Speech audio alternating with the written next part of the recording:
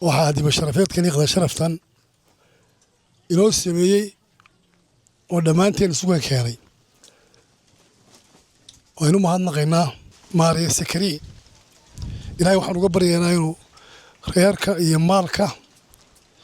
وبركايو حنا ولايو نكان وحكا سو jeeda maaha dadkiis kaga soo boodi jiray ninkan awowgii maayir buu ka abraco lumbi marka de waa soo tuumaraacay ninkani xakolan si gaar ugu mahad celinayaa maareeyaha iyo cid kasta oo ka soo shaqeysayba xafladda munaasabada ay karaamaysan hay'adda ugu qaabilay maareeyaha wakaaladu waxaan leeyahay horta aad ugu mahadsantihiin waxaan leeyahay maareeyaha aad horta loola shaqeeyo maareeyaha wakaalada biyaha ee Sakariya Lumbe oo runtii casuumaadda qiimaha badan ee sharfan inoo sameeyay waxaan leenahay jazaakumullahu khayran ilaahay abaalkeeda ha ku siiyo ilaahay waa aqbalo waa maalin jimcaha waliba waa casar ku dhow waa saacatul mustajaabada aan leenahay ilaahay ha ku beego hankiisa iyo waxa uu doonayo mar labaad waxaan u mahadnaqayaa Sakariya oo ah maareeyihii wakaalada biyaha oo inagu casuumay halkan quruxda badan maanta inagu soo riyeeyay waxaan leeyahay awow jazaakallah baan leeyahay ilaahay wax khayr leh kugu bedelo waxaan u mahadnaqayaa kale maareey Sakariya Cabdiraxmaan Lumbe runtii oo intan ummada isugu yeedhay casuumay soo sharfay munaasabad wacanna saddexda agaasime waa reer Hargeyso kale riboodka deegaanka qaadiyeen magaalada waxaan oranayay wallahi markii beertii koobaad idinku imka casuumeene haddaad ka soo noqnoqotaan jimcaha dambana anadii casuumantiiba beer kale weey laakiin aad iyo aad baan u baarigayaa Sakariye ilaahay waxaan ka baryaynaa subxaanahu wa ta'aala inuu ahmiyaadkiisa oo dhan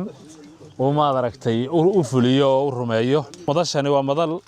aad iyo aad u qiimo badan oo ay tahay in la isugu yimaado sidan oo kala burco iyadoo ah maanta maalin jimco maalin fasax tahay maalin cibaado iskugu beegmay laba farxadood oo maalin jimco tahay iyo 26 Juun oo maalintii qaranka lahaa ay tahay ayaa waxay ka mid ahayd maalmaha ugu farxadda badan ee isku keen beegmay insha Allah ilaahay waxaan ka rajaynaynaa dalkeena halkaas iyo meel ka sii sareysa iyo horumar inuu na gaarsiiyo waxa ku jira maalinta jimcaha saacada ijaaba oo runtii qof kastaba inuu keligii ducaysto jamcahan inoo wada duceeyo saacadaha ijaabada ilaahay ugu beegayaa marka waxaan leeyahay ilaahay nagu beego inuu dalkeena dal barwaaqa nabada nabdoon ka dhigo horumar iyo utraafku inoo sii bataba hadii ilaahay ka dhigo waxaan la eegtay maadaama agaasimayaal burco inoogu soo booqdeen odayaal kalena joogeen oo qurbo jooga ay maalin qaran ay tahay ayaan la eegtay in maanta aynu ku qabanno rag badan oo inaga maqano maalintiina la joogay iyo rag cusubna way joogaan aad baad u mahadsantiin runtii waxa uu mahad celinayaa saaxiibkay marna seedigay maareey Sakariya runtii